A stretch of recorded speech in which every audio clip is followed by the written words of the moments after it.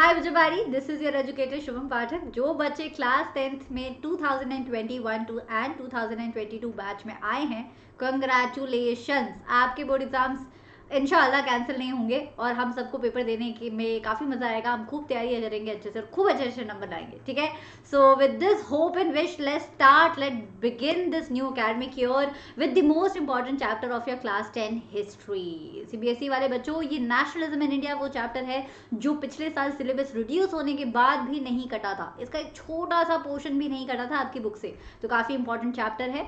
इस चैप्टर में से आपके बोर्ड एग्जाम्स में एक्चुअली में 5 से 8 नंबर का पेपर जरूर आएगा 2022 वाले बोर्ड एग्जाम्स में, और आज हम ये 5 से 8 नंबर पूरा प्रिपेयर कर लेंगे बच्चा। वैसे तो ये चैप्टर इतना बड़ा है कि अगर मैं 2 सेशन या 3 सेशन में पढ़ाने जाऊं तब भी जाके ये उतना भी खींचा जा सकता है, लेकिन मुझे ऐसा लगता है कि अगर आप चैप्टर को एक ही क्लास में पढ़ा रहे हो तो बच्चों की कंटिन्यूटी बरकरार रहती है। तो मैं कोशिश पूरी करूंगी कि ये पूरा चैप्टर आज आपका खत्म करा दूं, ठीक है। अच्छा, आगे जाने से पहले एक इंपॉर्टेंट बात, आप मुझे इंस्टाग्राम पे भी फॉलो कर सकते हो। My Instagram handle is socially Shubham. आप टेलीग्राम में मेरा ग्रुप भी ज्वाइन कर सकते हो जहाँ पे डाउट सॉल्विंग होती है, उसका डिस्क्रिप्शन बॉक्स में आपको लिंक मिल जाएगा। चलो स्टार्ट करते हैं कहानी हमारी आज़ादी की, नेशनलिज्म इन इंडिया। पहली बात, नेशनलिज्म क्या होता है? नेशनलिज्म होती है देशभक्ति की भावना। नेशनलिज्म इन इंडिया, इंडिया में ये देशभक्ति की भावना कहाँ से आई? तो उसका उत्तर ये है कि जैसे दोस्त का दुश्मन हमारा दुश्मन हो जाता है, वैसे ही हमें जब समझ में आया कि सारे भारतीयों को प्रॉब्लम देने वाले एक ही तरीके के लोग हैं, कॉलोनाइजर्स हैं, ब्रिटिश गवर्नमेंट है, तो फिर हमने बोला ठीक है भाई, फिर तो इन्हीं से नफरत कर लेते हैं। और उनसे नफरत करते करते, ब्रिटिशर्स से नफरत करते करते हमारा आपस में भाईचारा बढ़ता चला गया और हम में धीरे धीरे उत्पन्न हुई देशभक्ति की भावना। तो यही कहानी है, हम पढ़ने वाले हैं कि कैसे देशभक्ति की भावना थोड़ी थोड़ी और बढ़ती गई दिलों में, दिमागों में, और हमने आज़ादी पाली। सबसे पहले हम स्टार्ट करते हैं बच्चा फर्स्ट वर्ल्ड वॉर से। अब आप बोलोगे मैम हमने तो नहीं लिया था पार्ट फर्स्ट वर्ल्ड वॉर में। बिल्कुल सही, हमने बिल्कुल पार्ट नहीं लिया था, लेकिन फिर भी फर्स्ट वर्ल्ड वॉर ने इंडिया में एक नया इकोनॉमिक और एक नया पॉलिटिकल सिचुएशन लाके खड़ा कर दिया था। ये नया इकोनॉमिक और पॉलिटिकल सिचुएशन एक्चुअली में ब्रिटिश गवर्नमेंट ने इंडिया में लाके खड़ा किया था। ऐसा क्यों? ऐसा इसलिए क्योंकि ब्रिटिश गवर्नमेंट ने वर्ल्ड वॉर नंबर 1 में पार्ट लिया था, इंडिया ने पार्ट नहीं लिया था।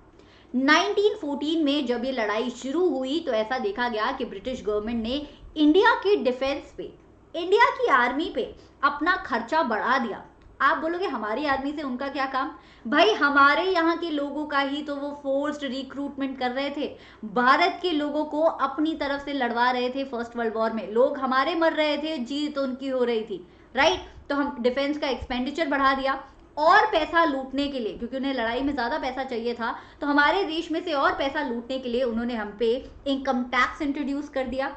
हमारी कंट्री में जो चीज़ें आती थी यानी कि इम्पोर्ट बाहर के देशों से, उन इम्पोर्ट पे टैक्स और बढ़ा दिया। इस तरीके के इम्पोर्ट को आप बोलते हो कस्टम ड्यूटी, ठीक है। कस्टम ड्यूटी होता है वो टैक्स जो आप इम्पोर्ट पे कर लेते हो। तो इम्पोर्ट्स पे टैक्स बढ़ा दिया, इनकम पे टैक्स इंट्रोड्यूस कर दिया, डिफेंस पे पैसा बढ़ा दिया, लोगों का ज़बरदस्ती रिक्रूटमेंट हो रहा था आर्मी के अंडर। इसके साथ साथ अब क्योंकि सारे किसानों को तो आप आर्मी में उठा के ले गए, तो खेती कौन करेगा? तो इसीलिए फूड का शॉर्टेज होना शुरू हो गया, फूड के प्राइसेस बढ़ने शुरू हो गए और लोगों की प्रॉब्लम्स का अब पहाड़ बड़ा होता ही जा रहा था। उसी दौरान थोड़ी सी प्रॉब्लम्स और बढ़ गई बच्चा। ये तो ब्रिटिशर्स कर रहे थे आपकी न्यू इकोनॉमिक और सोशल पॉलिसीज बना के, लेकिन सेम टाइम पे क्रॉप फेलियर हो गया। 2 साल हुआ, 1918 से 1919 के बीच में एक बार क्रॉप फेलियर हुआ, फिर एक साल छोड़ के 1920 से 1921 में भी क्रॉप फेलियर हो गया। अब क्रॉप फेलियर का मतलब आप समझ रहे हो कि खाना नहीं है देश में, यानी कि शॉर्टेज ऑफ फूड हो गई है। वैसे ही खाने के प्राइसेस बहुत ज़्यादा बढ़े हुए थे, जैसे ही शॉर्टेज ऑफ फूड हुई प्राइसेस और ज़्यादा बढ़ गए। अभी प्रॉब्लम्स खत्म नहीं हुई है, एक और प्रॉब्लम है। उस प्रॉब्लम का नाम है एपिडेमिक। एपिडेमिक क्या होता है बच्चा? कोरोना पैंडेमिक है क्योंकि वो पूरी दुनिया में फैला हुआ है। एपिडेमिक वो होता है जो एक पर्टिकुलर एरिया तक सीमित रहता है। तो इंडिया में उस वक्त आया फेमीन, फेमीन का मतलब सूखा पड़ा, और इन्फ्लुएंजा नाम का एक एपिडेमिक की लहर चली भारत में, जिसने कम से कम 120 से 130 लाख लोगों को मौत के घाट उतार दिया। इतनी क्रिटिकल सिचुएशन में भारत के लोगों को हर जगह तबाही और हर जगह बेबसी देखने को मिल रही थी।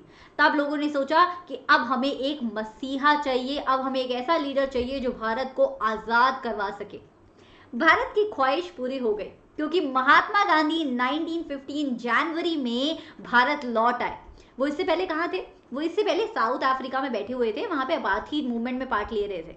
ठीक है, जैसे उन्हें पता चला कि उनके देश को उनकी ज्यादा जरूरत है, वो झट से वापस आ गए और खाली हाथ वापस नहीं आए, अपने साथ लाए तोहफा। तोहफे का नाम था सत्याग्रह। तो गांधी जी का ये tried and tested mass agitation का फॉर्मूला था सत्याग्रह, जिससे गांधी जी बहुत अच्छे से यूज करना चाहते थे भारत में। वो जानते थे कि अगर सत्याग्रह सही सलामत रहा भारत में तो हमें आजादी जरूर मिल जाएगी। पर ये सत्याग्रह होता क्या है? सत्याग्रह, सत्या धन आग्रह। तो सत्या का मतलब होता है बच्चा ट्रुथ, सत्य, और आग्रह का मतलब होता है ट्रुथ के लिए अग्रसर रहना, सत्य के लिए अग्रसर रहना। तो गांधी जी लिटरली सत्याग्रह से उनका मतलब था कि आप सच को छोड़ो मत। अगर आप पे अत्याचार हो रहा है, आपका ऑपरेसर आपको ऑपरेस कर रहा है, तो आप सच्चे रहो। आप सच्चे हो तो आपको वायलेंस की जरूरत नहीं पड़ेगी। धर्म ऑफ नॉन वायलेंस को अपनाओ। आप लड़ाई मत करो, आप गाली मत दो, आप बम की और बंदूकों की बातें मत करो। आप चुपचाप बस प्रोटेस्ट करते रहो, क्योंकि अगर आप सच्चे हो तो आपका सच एक ना एक दिन आपके ऑपरेसर को भी दिखाई देगा। ये मैं नहीं बोल रही हूँ भाई, ये नोबल थॉट्स हमारे गांधी जी के हैं। और गांधी जी ने इसी सत्याग्रह के साथ इंडिया में बैक टू बैक 3 सक्सेसफुल सत्याग्रह किए। इन सत्याग्रह को याद करने के लिए मैं हमेशा ये टिप देती हूँ कि केक याद रखिए। केक का मतलब है C for Champaran Satyagraha, A for Ahmedabad Satyagraha, K for Kheda सत्याग्रह और ई फॉर खाली। तो 3 सत्याग्रह हुए थे। गांधी जी 1915 में वापस आए। पहले 1 साल उन्होंने भ्रमण किया, पूरे भारत का भ्रमण किया, और उन्होंने देखा कि लोगों से बात करके कि आखिर लोगों की जरूरतें क्या हैं, लोगों की दिक्कतें क्या हैं। फिर वो पहुंचे चंपारण बिहार। बच्चा, चंपारण बिहार का सत्याग्रह 1916 में शुरू हुआ था, लेकिन गांधी जी जब पहुंचे तब जाके सक्सेसफुल हुआ। लोग खुद ही सत्याग्रह कर रहे थे, तब वो सत्याग्रह नहीं बोलते थे, तब वो धरना बोलते थे, लेकिन गांधी जी के पहुंचने के बाद उसे थोड़ा सक्सेस मिला। लेकिन चंपारण का सत्याग्रह हो किस बात पे रहा था? चंपारण का सत्याग्रह एक्चुअली इंडिगो के नाम पे हो रहा था। इंडिगो का मतलब नील, नील की खेती होती है ना, नील की खेती पे हो रहा था। चंपारण बिहार में फार्मर्स को जबरदस्ती नील उगवाया जा रहा था। और कौन उनको जबरदस्ती कर रहा था? ब्रिटिश गवर्नमेंट उनसे जबरदस्ती कर रही थी। नील की खेती लोगों को बहुत ज्यादा पसंद नहीं आती। एक बार आपने किसी मिट्टी पे नील उगा लिया तो 2 साल 4 साल के लिए उस मिट्टी की फर्टिलिटी तो गई समझो। ऊपर से ये जो जबरदस्ती नील की खेती करवाई जा रही थी बिहार के लोगों से, उन्हें उसके अच्छे दाम भी नहीं मिल रहे थे। तो पेजेंट्स को और फार्मर्स को नील की खेती करना बिल्कुल पसंद नहीं आ रहा था। बस गांधी जी वहां पे पहुंचे, नील की खेती करने वाले फार्मर्स के साथ मिलकर उन्होंने सत्याग्रह किया और सत्याग्रह हो गया सक्सेसफुल। 1917 में ये जाके सक्सेसफुल हुआ। अब आती है बात दूसरे सत्याग्रह की। दूसरा सत्याग्रह गांधी जी ने बिहार से काफी दूर किया, गुजरात में किया। बताओ यार, पूरा देश का भ्रमण कर रहे थे, कोई मजाक की बात है? खेड़ा डिस्ट्रिक्ट ऑफ गुजरात, जहां पे पेशेंट्स को एक नई तरीके की प्रॉब्लम थी। मैंने आपको बताया कि एपिडेमिक फैला हुआ था। प्लेग का एपिडेमिक गुजरात में काफी ज्यादा फैला था। बच्चा, प्लेग एपिडेमिक इन्फेक्टेड रोडेंट से होता है, चूहे, छुछुंदर, इस तरीके के एनिमल से, रोडेंट्स। उन रोडेंट्स की वजह से खेत भी खराब हो जाते हैं। अगर वो इन्फेक्टेड रोडेंट आपके खेत को काट ले या आपकी फसल को खराब कर दे तो वो फसल आप दोबारा यूज नहीं कर सकते। तो प्लेग की वजह से भाई खेत और खलियान तो खराब हो गए थे।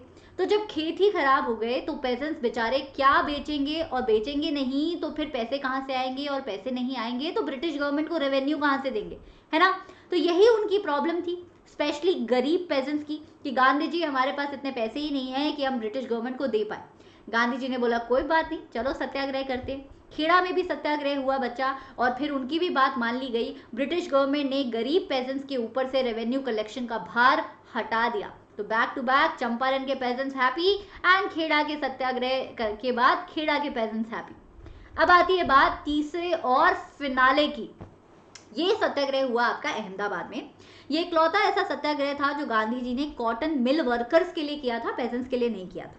अहमदाबाद आपको पता है गुजरात में पड़ता है। गुजरात में कॉटन मिल वर्कर्स कह रहे थे कि प्लेग की वजह से फसल खराब हो गई है पेजेंट्स की, और फसल खराब हो गई है तो चीज़ों की कमी है मार्केट में। और आपको पता है कि जब भी मार्केट में चीज़ों की कमी होती है तब उन चीज़ों के प्राइसेस बढ़ जाते हैं, चाहे वो सैनिटाइजर हो, ऑक्सीजन सिलेंडर हो, या फिर आपका राशन का सामान हो, है ना? तो अहमदाबाद में ऐसी ही कुछ प्रॉब्लम आ रही थी, और इसीलिए कॉटन मिल के वर्कर्स कह रहे थे कि हमारी तनख्वाह थोड़ी सी आप बढ़ा दीजिए। लेकिन कॉटन मिल के ओनर्स मानने के लिए तैयार ही नहीं थे। तो फिर गांधी जी ने कहा कोई बात नहीं, ये नहीं मानते हैं तो हम सत्याग्रह करेंगे, हम काम ही नहीं करेंगे तो तुम्हें प्रॉफिट कहाँ से होगा। तो 1918 में सत्याग्रह किया गया अहमदाबाद कॉटन मिल वर्कर्स के लिए।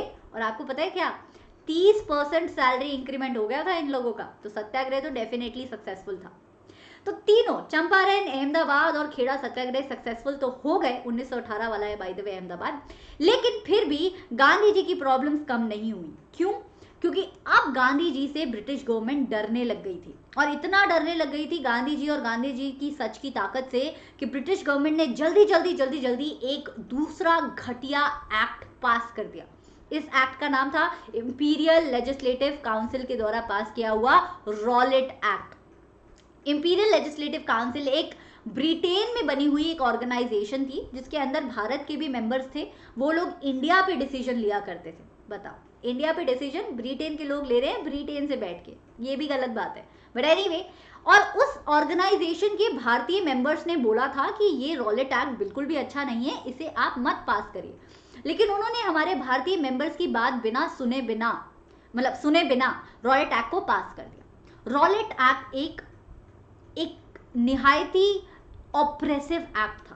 रॉलेट एक्ट ने ब्रिटिश गवर्नमेंट को खूब सारी पावर दे दी कि अब वो हमारी पॉलिटिकल एक्टिविटीज को कभी भी बंद करवा सकते हैं और किसी को भी जेल में डाल सकते हैं।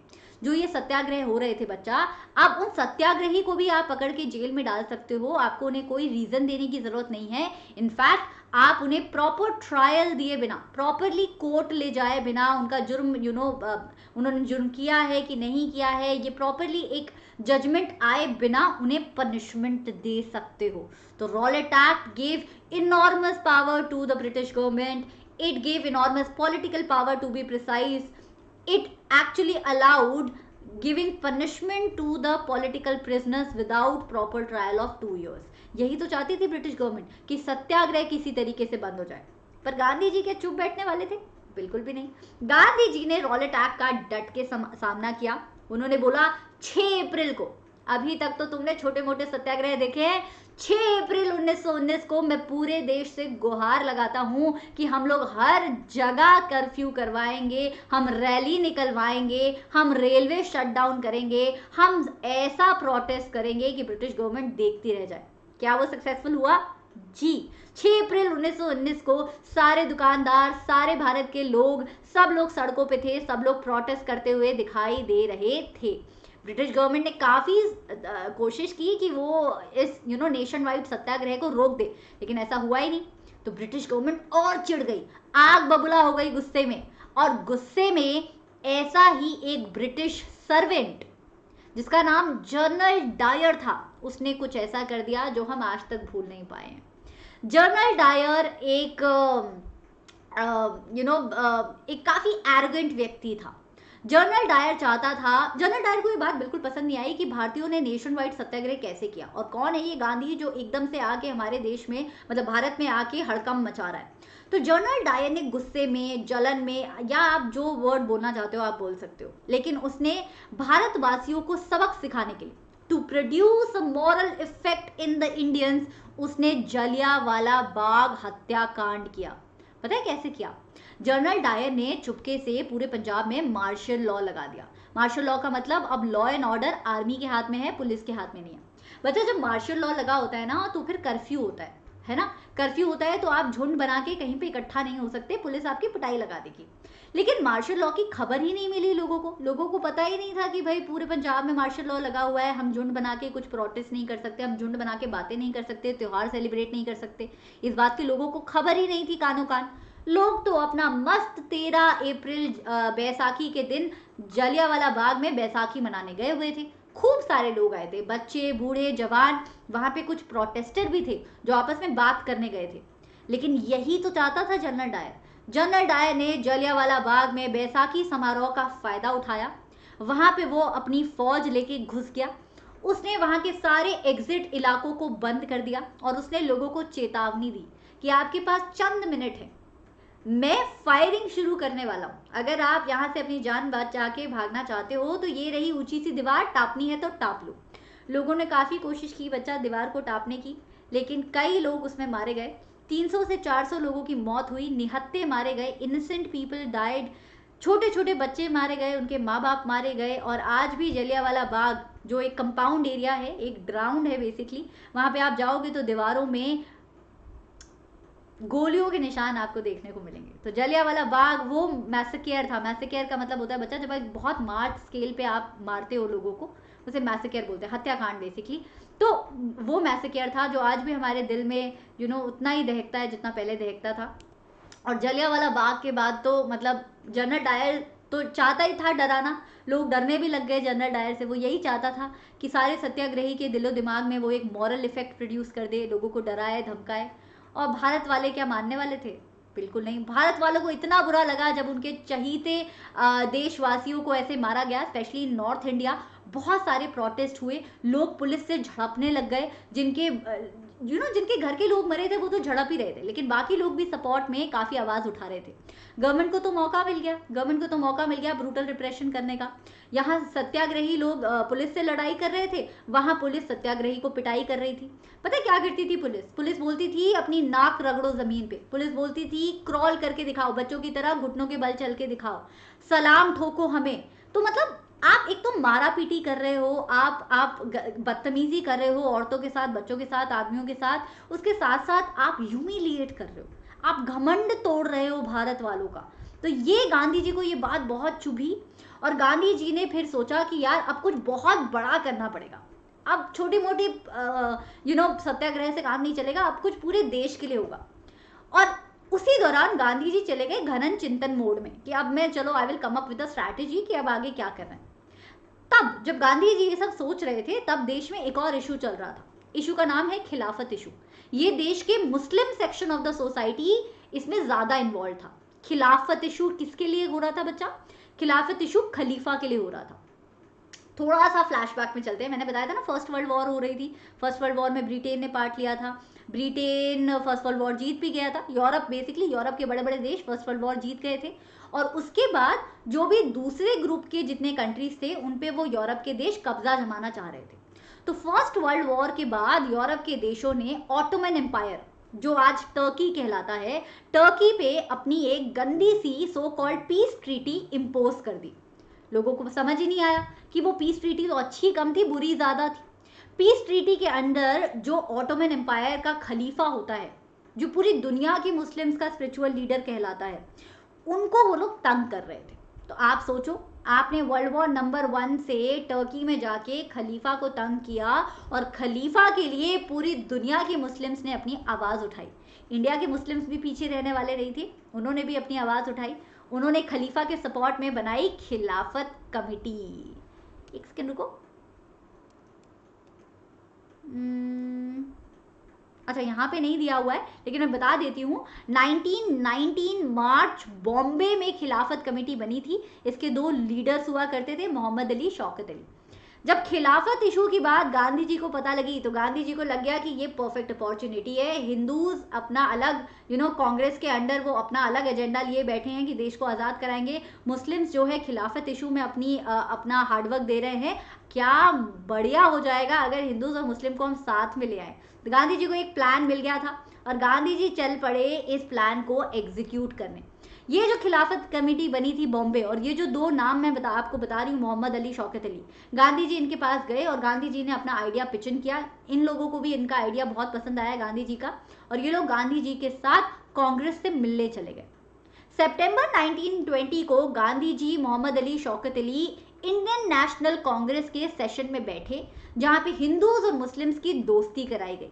और गांधी जी ने ये आइडिया पिचन किया कि यार हम एक देश में रहते हैं, कितना बढ़िया हो जाएगा अगर स्वराज यानी कि सेल्फ रूल, यानी कि इंडिपेंडेंस, यानी कि आज़ादी और खिलाफत इशू अगर साथ में आ जाए। तो बस बल्ले बल्ले हो गई, हिंदूज और मुस्लिम आ गए साथ। गांधी जी ने बोला अब तो स्वराज के साथ होगा खिलाफत, और इसका नाम रखूंगा नॉन कोऑपरेशन। देखो भाई, गांधी जी काफी स्मार्ट व्यक्ति थे। गांधी जी ने 1909 में जब हिंद स्वराज नाम की बुक लिखी थी ना, तभी उन्होंने लिख दिया था कि नॉन कोऑपरेशन मूवमेंट इसलिए होना चाहिए क्योंकि सबसे बड़ी प्रॉब्लम यह है कि हम ब्रिटिश गवर्नमेंट के साथ कोऑपरेट करते हैं।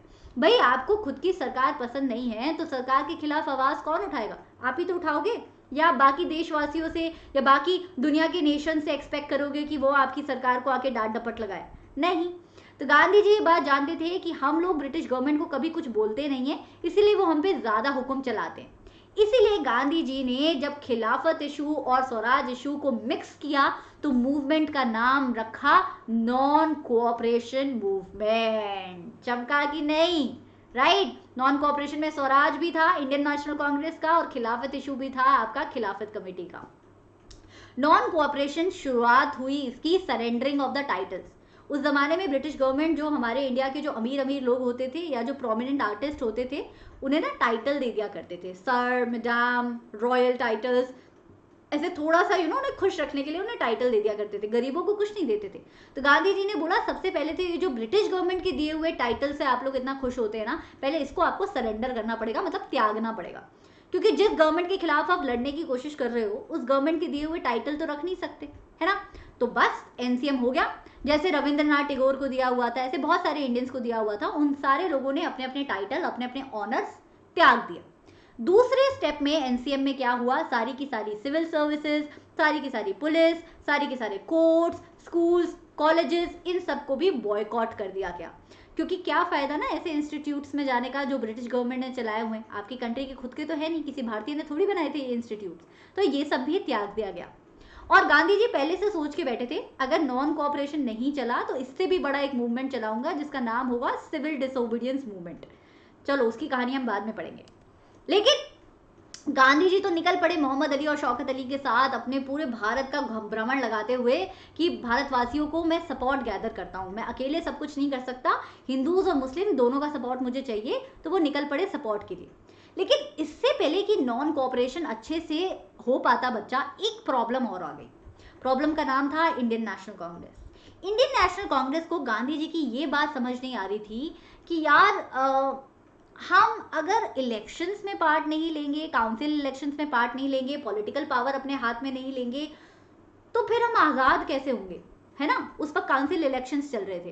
तो इंडियन नेशनल कांग्रेस को ये प्रॉब्लम थी। गांधी जी कह रहे थे यार थमो, देखो मेरे प्लान को समझो, प्लान बहुत बड़ा है, अभी के लिए तुम इलेक्शंस को बॉयकॉट कर दो, नॉन कोऑपरेशन में पार्ट लो, मैं प्रॉमिस करता हूँ कि देश आज़ाद हो जाएगा। तो कांग्रेस को कन्विंस करते हुए थोड़ा सा टाइम लग गया। फाइनली नागपुर सेशन में जाके कहीं कांग्रेस कॉम्प्रोमाइज किया, कांग्रेस भी कन्विंस हुई। 1920 दिसंबर नागपुर सेशन, और गांधी जी ने बोला कि चलो ठीक है, अब हम फाइनली एनसीएम लॉन्च कर सकते हैं। और इसी तरीके से कांग्रेस के सपोर्ट के साथ जो है आपका एनसीएम लॉन्च हुआ फाइनली जाके जनवरी 1921 में। फिर से एक रिकैप कर लेते हैं, थोड़ा टाइमलाइन दे देती हूँ। 1915 जनवरी को गांधी जी भारत वापस आए। 1917 और 1918 में उन्होंने तीन सत्याग्रह किए, चंपारण, खेड़ा, अहमदाबाद। 1919 को नेशन वाइड हड़ताल हुआ, रॉलेटा एक्ट हुआ, जलियांवाला बाग हुआ, बॉम्बे कमेटी बनी यानी कि खिलाफत कमेटी। फिर 1920 में जाके कांग्रेस को मना के गांधी जी ने नॉन कोऑपरेशन लॉन्च करने का सोच लिया। 1921 में जाके फाइनली नॉन कोऑपरेशन लॉन्च हो गया। ये था अब तक का समरी। अब चलते हैं आगे। अच्छा, नॉन कोऑपरेशन भी कोई छोटी मोटी बात नहीं थी। नॉन कोऑपरेशन वो व्हाट्सएप का जमाना नहीं था कि यहाँ आपने ब्रॉडकास्ट किया मैसेज और पूरे देश को पता चल गया कि आप नॉन कोऑपरेशन करने वाले हो। वो यार पुराना जमाना था, वहाँ बात ट्रैवल करती थी तो चाइनीज विस्पर की तरह बातों में सारी चीजें ऐड हो जाती थी। गांधी जी ने तो सिंपल सी बात कही थी कि don't cooperate with the Britishers, surrender the title, boycott their services and boycott the foreign goods. इसके अलावा गांधी जी ने कुछ नहीं कहा था। लेकिन अलग अलग जगहों पे भारत के अलग अलग पार्ट्स में उसे अलग अलग तरीके से इंटरप्रेट किया गया। For example in the towns, जब शहरों में नॉन कोऑपरेशन की बात गई तो सबसे ज्यादा पार्टिसिपेशन मिडिल क्लास लोगों से आया। सारे स्टूडेंट्स ने स्कूल जाना छोड़ दिया कि ये स्कूल ही ब्रिटिश गवर्नमेंट के, हम नहीं जाते। सारे टीचर्स ने कॉलेजेस जाना छोड़ दिया, स्कूल्स जाना छोड़ दिया, लॉयर्स ने कोर्ट जाना छोड़ दिया, पुलिस ने पुलिस स्टेशन जाना छोड़ दिया। मस्त बायकॉटिंग चल रही थी, ठीक है। मद्रास में जस्टिस पार्टी को छोड़ के बाकी हर जगह हर पार्टी ने काउंसिल इलेक्शंस को बॉयकॉट कर दिया। For your kind information, Indian national Congress के अलावा भी हमारे देश में तब पॉलिटिकल पार्टीज थी, ठीक है। तो सबने काउंसिल इलेक्शंस को छोड़ दिया। जस्टिस पार्टी ने पार्ट लिया था, उनके भी अपने रीजंस थे। वो चाहते थे कि वो पॉलिटिकल एम्पावरमेंट ला पाए। जस्टिस पार्टी में मोस्टली लोअर कास्ट हिंदूज थे, तो वो चाहते थे कि लोअर कास्ट हिंदूज को थोड़ी पॉलिटिकल एम्पावरमेंट मिले। बट एनीवे, उनके अलावा सबने काउंसिल इलेक्शंस छोड़ दिए। मस्त चल रही थी हमारी, ठीक है। इकोनॉमिक फ्रंट पे भी बहुत बढ़िया रिस्पॉन्स आ रहा था। फॉरेन क्लोथ को अब हम इंपोर्ट ही नहीं करते थे। जो मशीन मेड गुड्स होते थे ना आपके इंडस्ट्रियल रेवोल्यूशन वाले ब्रिटेन के, वो अब हम अपनी कंट्री में मंगाते ही नहीं थे। आधा हो गया था फॉरेन क्लोथ का इंपोर्ट। मर्चेंट्स और ट्रेडर्स, मर्चेंट्स कौन होते हैं बच्चा? मर्चेंट्स होते हैं जो कपड़े के व्यापार में होते हैं। मर्चेंट्स बोल रहे थे हम फॉरेन ट्रेड करेंगे ही नहीं, हम फॉरेन कपड़ा हम अपने देश में मंगाएंगे ही नहीं, हम उससे डील ही नहीं करेंगे। लोगों ने फॉरेन गुड्स को बायकॉट कर दिया था, लोगों ने लिकर शॉप्स को पिकेट कर दिया था, फॉरेन क्लोथ को लोग सड़क सड़क गली गली मोहल्ले मोहल्ले जलाना शुरू कर दिया था उन्होंने कि अब तो हम स्वदेशी होने वाले हैं, खुद का कपड़ा पहनेंगे। ठीक है, तो रिजल्ट ये आया था कि थोड़े टाइम के लिए इंडिया का खुद की जो इंडस्ट्री है, cloth industry, textile industry, handloom industry, उसको काफी काम आया और काफी पैसे कमाए उसने, but only for a short while. धीरे धीरे क्या हुआ, एनसीएम शहरों में स्लो डाउन होने लग गया। अब आप बोलोगे मैम इतना बढ़िया तो चल रहा था एनसीएम, स्लो डाउन क्यों हुआ? बच्चा देखो कारण है। गांधी जी ने बोला था कि ब्रिटिश गवर्नमेंट के सारे इंस्टीट्यूट्स को बॉयकॉट कर दो। बॉयकॉट तो हम कर दें, लेकिन बॉयकॉट करके जाए कहाँ? ऑल्टरनेटिव इंस्टीट्यूट्स ही नहीं थे। ऐसा तो नहीं है कि भारत वालों के अपने कोई स्कूल, अपने कोई कॉलेजेस, अपने कोई कोर्ट थे। तो अगर हम जॉब छोड़ के घर पे बैठ जाएं तो फिर करें क्या? खाएंगे क्या? पैसे नहीं होंगे तो पावर्टी आ जाएगी। तो धीरे धीरे लोग ने ऑल्टरनेटिव इंस्टीट्यूशंस के ना होने की वजह से धीरे धीरे फिर से वापसी करनी शुरू कर दी लॉ, कोर्ट्स में, पुलिस स्टेशन में, स्कूल्स में, कॉलेजेस में। दूसरा सबसे इंपॉर्टेंट पॉइंट आया खादी का। गांधी जी ने कहा फॉरेन गुड्स को बॉयकॉट कर दो, यानी कि फॉरेन कपड़ा मत पहनो। बॉयकॉट करने का मतलब त्याग दो। तो अगर फॉरेन कपड़ा ना पहने जो कि सस्ता है, तो फिर क्या महंगा खादी पहने? एक तो गरीब देश वाले, ऊपर से आप बोल रहे हो कि हाथ से बना हुआ, चरखे से बना हुआ खादी पहनो। कैसे पहने यार? रियलिस्टिक बात नहीं थी, खादी काफी महंगा आता था। तो फिर धीरे धीरे लोगों ने फिर से फॉरेन गुड्स को यूज करना शुरू कर दिया। तो ये रीजंस थे why NCM slowed down in the cities. ये तो हुई बात बचा शहरों की। गांव पे चले, गांव का हाल देखें थोड़ा। गांव का हाल हम कंट्री साइड से देखेंगे। बच्चा कंट्री साइड होती है गांव वाली साइड। कंट्री का साइड अक्सर जब आप एक सिटी में एंटर करते हो तो एंटर करते वक्त आपको पहले गांव वाला एरिया दिखता है ना, फिर शहर वाला अच्छे से एरिया आता है। उसी कंट्री साइड को, मतलब कंट्री साइड का मतलब बेसिकली गांव। तो हमारे सिलेबस में कौन सा गांव है? सारे गांव तो हम भारत के पढ़ नहीं सकते, तो हमारे पास एक केस स्टडी है। केस स्टडी का नाम है अवध। अवध एक गांव हुआ करता था जहाँ के पेजेंट्स अलग अलग तरीके थे। कई पेजेंट्स बहुत अमीर हुआ करते थे, जमींदार तलुकदार हुआ करते थे, उनके पास बहुत लैंड होता था। इतना लैंड होता था कि वो बाकी गरीब पेजेंट्स को अपना लैंड किराए पे दे देते थे। भाई तू हमें किराया देते रहे और तू हमारे लैंड पे खेती कर, जो खेती हुई वो तेरी, तू हमें किराया दे दे बस। ठीक है, तो कुछ तो इतने अमीर अमीर लैंडलॉर्ड्स हुआ करते थे, इतने अमीर अमीर पेजेंट्स हुआ करते थे।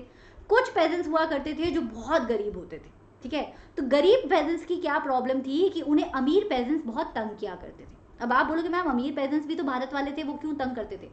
भाई ऐसा जरूरी नहीं है कि हर भारत का व्यक्ति उस जमाने में अच्छा हुआ करता था, गंदे लोग भी मौजूद थे। तो अक्सर अमीर पेजेंट्स छोटे पेजेंट्स को तंग किया करते थे। ये तो है प्रॉब्लम स्टेटमेंट, ये बात आप समझ लो। अब हम आगे की कहानी देखते हैं। ठीक है, अवध की कहानी सुनते हैं। अवध में एक बाबा हुआ करते थे जिनका नाम है बाबा रामचंद्र। उन्हें लोग सन्यासी बोला करते थे। बाबा रामचंद्र एक्चुअली अपने जवानी के दिनों में इन्हें इंडेंचर्ड लेबर बना के, इंडेंचर्ड लेबर मतलब बॉन्डेड लेबर बना के ब्रिटिश गवर्नमेंट ने इन्हें फीजी काम करने भेजा था। पता है क्या करते थे ब्रिटिश गवर्नमेंट? बाबा रामचंद्र जैसे कई यंगस्टर्स को पागल बना के कि तुम्हें बहुत अच्छी जॉब देंगे, बहुत अच्छी जॉब देंगे, भेज दिया करते थे बाहर के देशों में। और वहां पे बॉन्डेड लेबर होता था। बॉन्डेड लेबर मतलब 5 साल का कॉन्ट्रैक्ट है तो 5 साल तक आप कहीं नहीं जा सकते, जॉब छोड़ के भी जा नहीं सकते। तो बाबा रामचंद्र भी एक्चुअली इंडेंचर्ड लेबर थे एक जमाने के। इसीलिए उन्हें भारत की प्रॉब्लम्स के बारे में अच्छे से पता था और वो भारतवासियों के लिए कुछ अच्छा काम करना चाहते थे। बाबा रामचंद्र ने ये आवाज उठाई और उन्होंने क्या किया कि छोटे पेजेंट्स को सपोर्ट करना शुरू किया। छोटे पेजेंट्स की डिमांड काफी सिंपल थी। उन्हें लैंडलॉर्ड और तलुकदार से प्रॉब्लम थी। उन्हें रेवेन्यू का रिडक्शन चाहिए था। उन्हें फ्री का काम जो करवाया जाता था, बेगर का मतलब होता है फ्री काम, ऐसा काम जिसके आप पैसे ही नहीं दे रहे हो लोगों को, बेगर से प्रॉब्लम थी। और उन्हें सोशल ऑपरेशन से प्रॉब्लम थी। बच्चा जो अमीर पेजेंट्स हुआ करते थे ना, वो अक्सर ऊंची जात के हुआ करते थे, तो वो जात पात के नाम पे एक तो भेदभाव फैलाते थे, छोटे पेजेंट्स को बहुत मारते और हरास करते थे, उनसे फ्री का काम कराते थे। और यही सारी चीजें छोटे पेजेंट्स को पसंद नहीं थी। इसीलिए उन्होंने बड़े पेजेंट्स को मजा चखाने के लिए नाई धोबी बंद भी किया। नाई का मतलब बार्बर धोबी का मतलब धोबी यानी कि वॉशरमैन। नाई धोबी बंद क्यों? क्योंकि बड़े पेजेंट्स अपना काम खुद नहीं करते थे भाई, उनको नाई और धोबी की जरूरत पड़ती थी। तो उन्होंने बोला ठीक है, इनको मजा चखाने के लिए नाई धोबी बंद करते हैं, इनकी सर्विसेज बंद करते हैं, ये बड़े मजे उड़ाते हैं हमारी सर्विसेज के ऊपर। लेकिन इससे बात बनने वाली नहीं थी। छोटे पेजेंट्स को चाहिए थी एक बहुत बड़ी मीटिंग, एक बहुत बड़ी ऑर्गेनाइजेशन जो उनकी दिक्कतों के बारे में बात करे, जो उनकी दिक्कतों को सॉल्व करे। ऐसी ही ऑर्गेनाइजेशन बनाने के लिए बाबा रामचंद्रा ने जवाहरलाल नेहरू के साथ काम करना शुरू किया। जवाहरलाल नेहरू तो ऐसे ही जून 1920 में अवध के दौरे पे आए थे। उन्होंने जब लोगों से बात की और लोगों की प्रॉब्लम सुनी और जब बाबा रामचंद्रा से मिले तो उन्हें उनका आइडिया बहुत अच्छा लगा। तो बाबा रामचंद्र और जवाहरलाल नेहरू ने मिलकर अक्टूबर तक जाते जाते एक किसानों की सभा बना दी, औध किसान सभा। औध बोलो अवध बोलो एक ही बात है। औध किसान सभा छोटे पेजेंट्स की प्रॉब्लम्स के लिए बनी थी और वो बड़े पेजेंट्स को टारगेट कर रही थी। देखते ही देखते एक महीने के अंदर अवध किसान सभा की 300 ब्रांचेस खुल गई आसपास के गांव पे। ये तो मैकडॉनल्ड्स से ज्यादा भी फैंसी हो गई थी भाई, मैकडॉनल्ड्स की भी इतनी फ्रेंचाइजी नहीं है जितनी इसकी खुल गई थी, तो काफी फेमस हो गई थी लोगों के बीच में। लेकिन कांग्रेस इन्हें सपोर्ट नहीं कर रही थी। अब आप बोलो कि मैम जवाहरलाल नेहरू तो कर रहे थे, नेहरू जी कर रहे थे, लेकिन कांग्रेस सपोर्ट नहीं कर रही थी। कांग्रेस की अपनी अपनी डायरेक्शन क्लियर थी। कांग्रेस को लंबी लड़ाई लड़नी थी। लंबी लड़ाई के लिए पैसे लगते हैं भाई, और वो पैसे आते थे बड़े पेजेंट्स से। तो अगर छोटे पेजेंट्स को सपोर्ट कर देती कांग्रेस तो बड़े पेजेंट्स बुरा मान जाते, पैसे देना बंद कर देते। तो कांग्रेस ने अपने हाथ खींच रखे थे अवध किसान सभा और छोटे पेजेंट्स की लड़ाई से। लेकिन फिर भी लोग अपनी लड़ाई लड़ रहे थे, लेकिन फिर भी ये मूवमेंट फेल हो गया। आप बोलोगे मैम हैप्पी एंडिंग नहीं है क्या इस चैप्टर में? है, लेकिन इस पार्ट में नहीं है। ये भी मूवमेंट फेल हो गया क्योंकि व्हाट्सएप का जमाना नहीं था ना, ब्रॉडकास्ट का जमाना नहीं था। चाइनीज विस्पर की तरह लोगों ने गांधी जी के नॉन कोऑपरेशन के आइडिया को तोड़ मरोड़ दिया। तालुकदार्स को अटैक करने लगे, लैंडलॉर्ड्स को पिटाई लगाने लग गए, बाजार में से सामान लूट के ले आते थे, घर में होर्डिंग करने लग गए। जैसे आजकल अभी मार्केट में ऑक्सीजन सिलेंडर्स होर्ड हो रहे हैं ना पैंडेमिक में, वैसे ही उस जमाने में लोग ग्रेन्स को यानी कि आटा दाल चावल को होर्ड करके मतलब कि छुपा छुपा के घर में जबरदस्ती भर लेते थे। लोकल लीडर्स गांधी जी के नाम पे कुछ भी करवाते थे, कुछ भी। वो बोलते थे हाँ हाँ करो करो पिटाई लगाओ इनकी, गांधी जी ने बोला, गांधी जी ने बोला। गांधी जी ने ऐसा बोला ही नहीं था, जबरदस्ती गांधी जी का नाम लेके ये सब हो रहा था। तो गांधी जी के नाम पे कई बिल फटे भाई गांव में, लेकिन नतीजा ये निकला कि धीरे धीरे मूवमेंट जो है गांव का वायलेंट हो गया, और जब वायलेंट हो गया तो मूवमेंट क्या है, खत्म होने की कगार पे आ गया। ठीक है, तो ये तो हुआ गांव की मूवमेंट का। अब हम चलते हैं rebellion in the country side but tribal population. बच्चा ट्राइबल पॉपुलेशन रेगुलर गांव की जनता से थोड़ी अलग होती है। ट्राइबल पॉपुलेशन में इलिटरेसी ज़्यादा होती थी उस ज़माने में, और अवेयरनेस की कमी होती थी। तो यहाँ पे प्रॉब्लम थोड़ी और ज़्यादा बड़ी हो गई। हमारे पास केस स्टडी है आंध्र प्रदेश की गूडम हिल्स। गूडम हिल्स में एनसीएम के नाम पे एक मिलिटेंट गुरिल्ला मूवमेंट स्टार्ट हो गया। मिलिटेंट गुरिल्ला मूवमेंट का मतलब, मिलिटेंट का मतलब वायलेंट, गुरिल्ला मूवमेंट का मतलब छुप छुप के वार करना। ठीक है, तो एक ऐसा मूवमेंट स्टार्ट हो गया। अब आप बोलोगे मैम गांधी जी तो वायलेंस के अगेंस्ट थे। बिल्कुल सही बात है, इंटरप्रिटेशन गलत हो रहा था ना उनकी बातों का। गूडम हिल्स में लोग वैसे ही देखो गुस्से में तो वैसे ही रहते थे गूडम हिल्स ऑफ आंध्र प्रदेश के लोग। क्यों? क्योंकि वो लोग जो है फॉरेस्ट पे डिपेंडेंट थे और फॉरेस्ट पे फॉरेस्ट लॉज लगा दिए थे। क्लास 9 में जो फॉरेस्ट लॉज वाला चैप्टर पढ़ के आए हो ना, वही वाले फॉरेस्ट लॉज। तो फॉरेस्ट पे लॉज लगा दिए थे। अब लोकल लोगों का एंट्री बंद था फॉरेस्ट में। फॉरेस्ट को यूज करने के लिए उन्हें ब्रिटिश गवर्नमेंट की परमिशन लेनी पड़ती है। अपने ही देश में अपने ही फॉरेस्ट को यूज करने के लिए परमिशन चाहिए होगी, तो गुस्सा तो आएगा। इसी आग में, इसी गुस्से की आग में घी डालने के लिए वहां पे एक लोकल लीडर पैदा हो गया था। लोकल लीडर का नाम था आपका अलूरी सीताराम राजू। होता है ना लोकल लीडर, क्लास में भी कुछ बच्चे होते हैं जो अपने आप को लीडर बना लेते हैं, सेल्फ प्रोक्लेम लीडर। वैसे ही हमारे अलूरी सीताराम राजू भाई जो गूडम हिल्स के एक निवासी थे, ये काफी विचित्र प्राणी थे। ये बोलते थे इनके पास स्पेशल पावर्स है, ये बोलते थे ये भगवान का रूप है, ये बोलते थे इन्हें गोली भी मारोगे तो उन्हें गोली भी नहीं छू पाएगी, और ये बोलते थे ये गांधी जी के भक्त है। तो इनकी बड़ी चलती थी गूडम हिल्स में, लोग इन्हें बड़ा पसंद करते थे। ये जो बोलते थे लोगों को, गूडम हिल्स के ट्राइबल पॉपुलेशन वही करती थी। इन्होंने लोगों को कन्विंस कर दिया कि एनसीएम चल रहा है देश में, एनसीएम में पार्ट लेते हैं। लोगों ने बोला ठीक है जी। इन्होंने लोगों को कन्विंस किया कि गांधी जी बहुत अच्छे आदमी, लोगों ने बोला ठीक है गांधी जी अच्छे आदमी। इन्होंने बोला कि खादी पहनना चाहिए, लोगों ने खादी पहनना स्टार्ट कर दिया। अलूरी सीताराम राजू ने यह भी बोला कि अल्कोहल छोड़ देना चाहिए, लोगों ने छोड़ दिया, दे गेव अप ड्रिंकिंग। लेकिन एक गलत बात बोल दी अलूरी सीताराम राजू ने, जो ये थी कि वायलेंस यूज करना चाहिए। इन्होंने बोला कि नॉन कोऑपरेशन तब तक सक्सेसफुल नहीं होगा जब तक हम लोग वायलेंस नहीं करेंगे। फिर क्या था, देखते ही देखते गूडम हिल्स के लोगों ने पुलिस स्टेशन पे तोड़फोड़ मचानी शुरू कर दी, ब्रिटिश ऑफिशियल्स को पकड़ पकड़ के मारना शुरू कर दिया, पिटाई लगानी शुरू कर दी। फाइनली किसी तरीके से ब्रिटिश गवर्नमेंट ने अलूरी सीताराम राजू को पकड़ा और एग्जीक्यूट कर दिया, मार डाला 1924 में। लेकिन आज भी आप गूडम हिल्स जाओगे ना तो अलूरी सीताराम राजू की बड़ी कहानियां फेमस हैं, लोगों ने उसे फोक हीरो बना दिया था, मतलब कि कहानियों का हीरो, तो आज भी बड़ा फेमस है। गलत बात सिखा के गया था लोगों को, वायलेंस का पार्ट पढ़ा के गया था, लेकिन फेमस बहुत हो गए हैं भाई साहब। ठीक है, तो ये तो बात हो गई हमारे अलूरी सीताराम राजू जी की। अब चलते हैं हम स्वराज इन प्लांटेशन।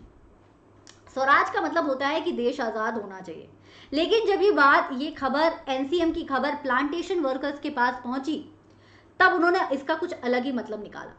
प्लांटेशन, आपको देखो ध्यान देना पड़ेगा, प्लांटेशन वर्कर्स को उस जमाने में फ्रीली घूमने नहीं दिया जाता था। इनलैंड इमिग्रेशन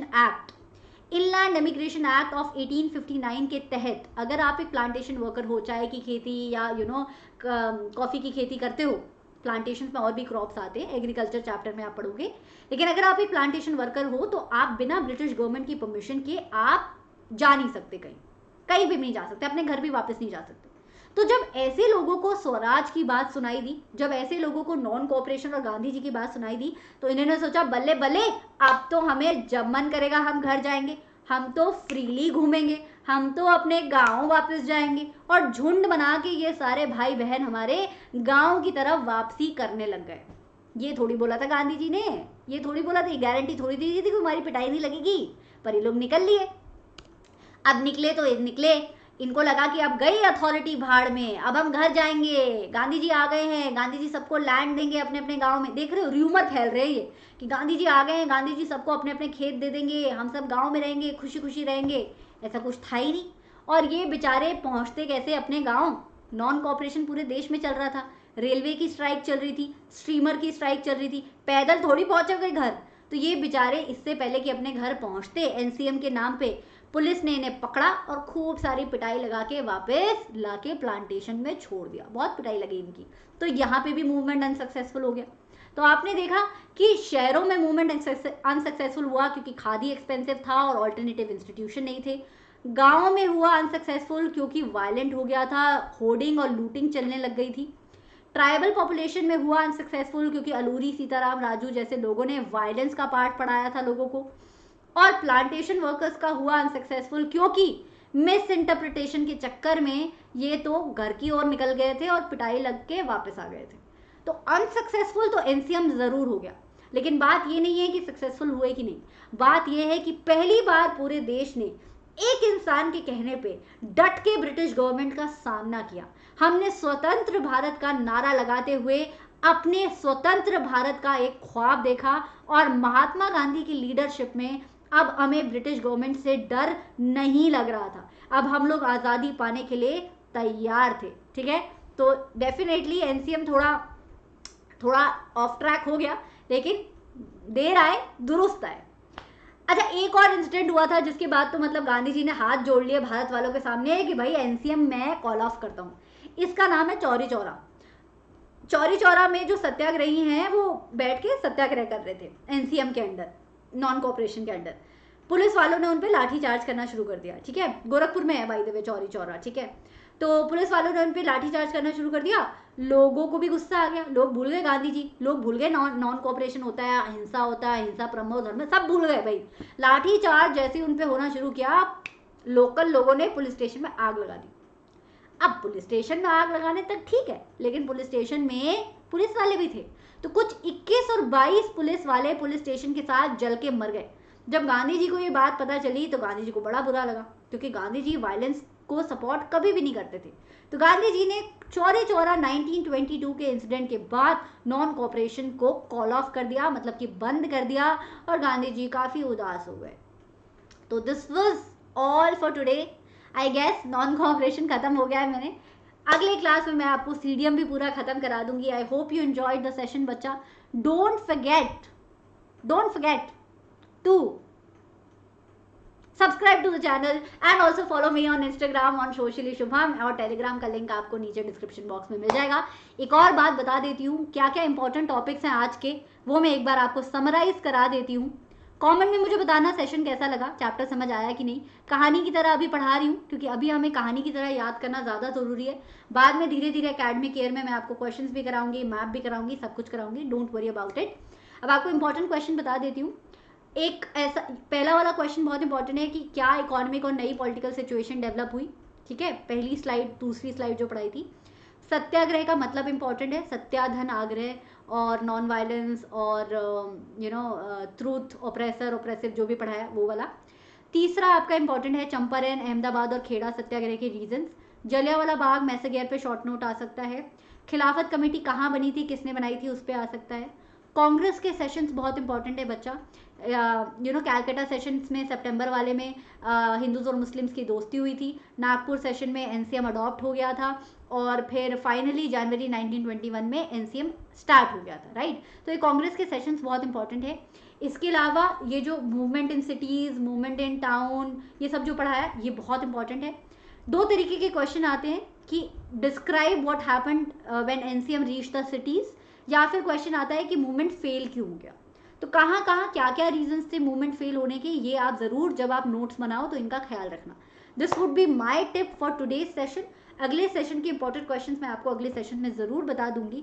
अगर आपको लगता है कि मुझे एक स्लाइड ही बना देनी चाहिए इंपॉर्टेंट क्वेश्चंस की, तो मुझे डिस्क्रिप्शन बॉक्स में ज़रूर बताना। मैं अगली बार से सेशन में एक स्लाइड बना दूंगी इंपॉर्टेंट क्वेश्चंस की। See you, bye bye, take care, sanitize your hands, wear your mask, please wear 2 mask. ऐसा सुनने में आ रहा है कि 2 मास्क से रिस्क थोड़ा कम हो जा रहा है। तो take care of you and your family also, of your self. Bye.